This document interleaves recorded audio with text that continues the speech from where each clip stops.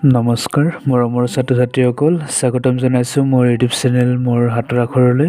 ছাত্ৰ ছাত্ৰীসকল, আজি অসম জাতীয় বিদ্যালয়ৰ তৃতীয় শ্ৰেণীৰ আপোন পাঠ পাঠ্যপুথিৰ পাঠ 19 ৰ'দালি এ ৰ'দ দে। এই কবিতাটি প্ৰথমতে মই পঢ়াই দিছোঁ, তাৰপিছত প্ৰশ্ন উত্তৰসমূহ আলোচনা কৰিম। গতিকে ছাত্ৰ ছাত্ৰীসকল, তোমালোকে ভিডিঅ'টো স্কিপ নকৰি প্ৰথমৰ পৰা শেষলৈকে চাই যাবা। তেন্তে পলম নকৰি ভিডিঅ'টো আৰম্ভ কৰিছোঁ। ৰ'দালি এ ৰ'দ দে, কুঁৱলী বুঢ়ী উৱলি জোক, ৰ'দালি ৰ'দ দে, আমাৰ কোপনি ককাৰ কেকনি, নহ'লে নমৰে যে। ভৰি ঠক ঠক, হাত ঠক ঠক, আঙুলি হেঙেটা পৰা, মনটো তেনেই চেঁচা পানী যেন জাৰতেই গোট মৰা। লেপৰ তলৰ উমতি হেৰাল, মাৰ বকনিৰ তাপত,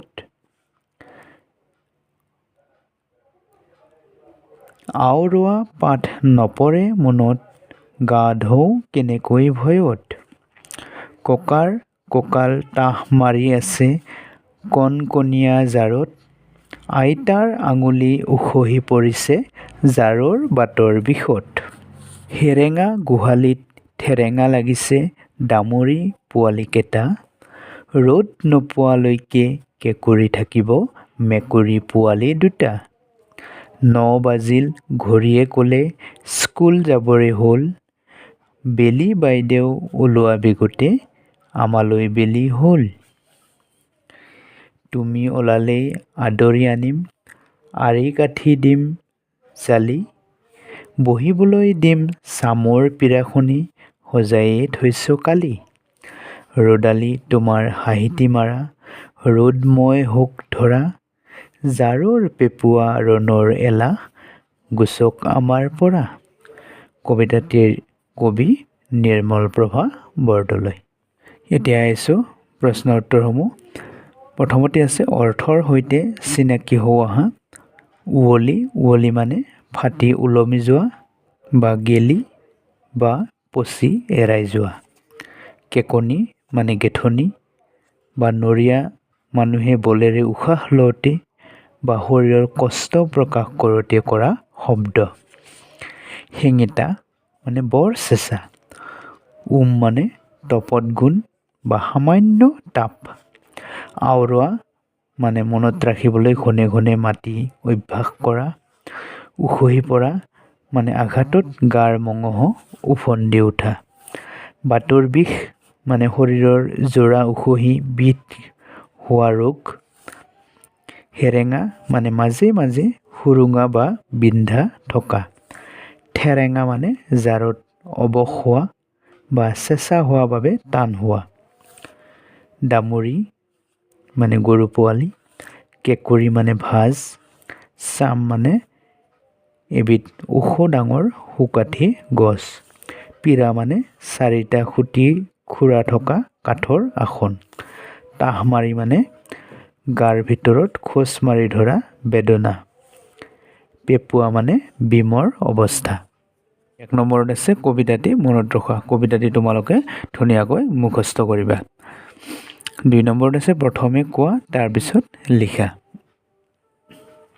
ক নম্বৰ, কবিতাটিত কবিয়ে কোনটো কালৰ বৰ্ণনা কৰিছে? উত্তৰত লিখিব কবিতাটিত কবিয়ে জাৰ কালৰ বৰ্ণনা কৰিছে। খ নম্বৰ প্ৰশ্ন, কুঁৱলীবোৰ উৱলিবলৈ কি কৰিব লাগিব? উত্তৰ, কুঁৱলীবোৰ উৱলিবলৈ ৰ'দ দিব লাগিব। গ নম্বৰ, জাৰত হাত ভৰিবোৰৰ কি অৱস্থা হৈছে? উত্তৰ, জাৰত হাত ভৰিবোৰৰ অৱস্থা ঠক ঠককৈ কঁপি বৰ চেঁচা হৈছে। ঘ নম্বৰ, মাকৰ বকনি শুনি কবিয়ে কি হেৰুৱাব লগা হ'ল? উত্তৰ, মাকৰ বকনি শুনি কবিয়ে লেপৰ তলৰ উমতি হেৰুৱাব লগা হ'ল। ঙ নম্বৰ, জাৰত ককাক আৰু আইতাকৰ কি হৈছে?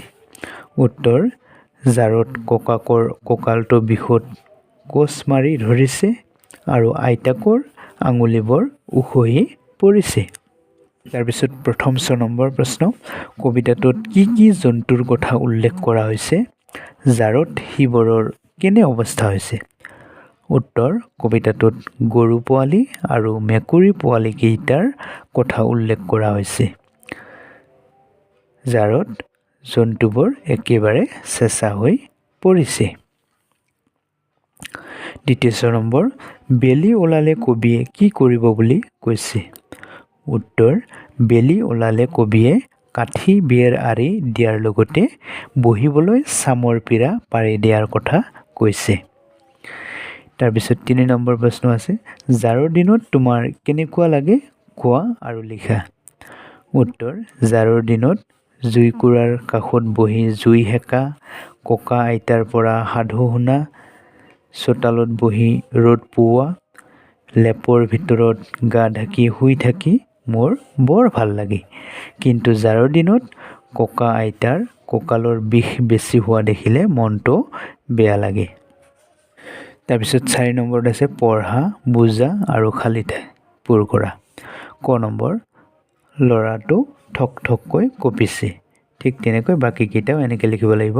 খ নম্বৰ আছে ডেজকৈ ৰেলগাড়ী চলিছে, গতিকে ইয়াতে হ'ব জক জককৈ। গ নম্বৰ হ'ব ৰিপ ৰিপকৈ বতাহ বলিছে। খ নম্বৰ, পাহাৰখনৰ মাজেৰে কুলু কুলুকৈ নিজৰা বৈ গৈছে। ঙ নম্বৰ হ'ব গুম গুমকৈ মেঘে গাজিছে। প্ৰথম 6 নম্বৰ, গছৰ ডালত কুলি চৰাইজনীয়ে কু কুকৈ বিনাইছে। দ্বিতীয় 6 নম্বৰ, মেকুৰীটোৱে মেও মেওকৈ ঘূৰি ফুৰিছে। বৰ্কেট 6 নম্বৰ, জুইকুৰা দপ দপকৈ জ্বলি আছে। ছাত্ৰ ছাত্ৰীসকল, ইয়াৰ উপৰি কিছুমান অতিৰিক্ত প্ৰশ্ন আহে। মই এটা অতিৰিক্ত প্ৰশ্ন উলিয়াইছোঁ। নিৰ্মল প্ৰভা বৰদলৈয়ে শিশুৰ বাবে ৰচনা কৰা 4খন মনোৰম কিতাপৰ নাম লিখা। উত্তৰ অসমীয়া উমলা গীত, নতুন উমলা গীত, গান শুনা ভূত, মোৰ সৰুকালিৰ দিনবোৰ। মৰমৰ ছাত্ৰ ছাত্ৰীসকল, ৰ'দালি এ ৰ'দ দে কবিতাটিৰ প্ৰশ্ন উত্তৰ ইমানখিনি আছিল। ভিডিঅ'টো কেনেকুৱা পালা? যদি ভাল লাগিলে তেন্তে লাইক এটা কৰি দিয়া আৰু কমেণ্ট কৰিবা।